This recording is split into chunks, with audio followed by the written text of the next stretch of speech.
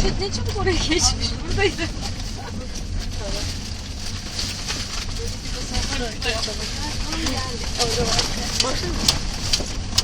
Yani bu yola yani bu yola yani bu yola yani bu yola Bu kadar çalkalandı. Koş koş.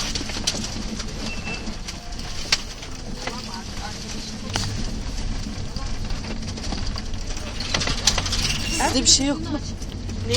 Mideniz bulanmıyor mu? Yok yok beni bulanmaz.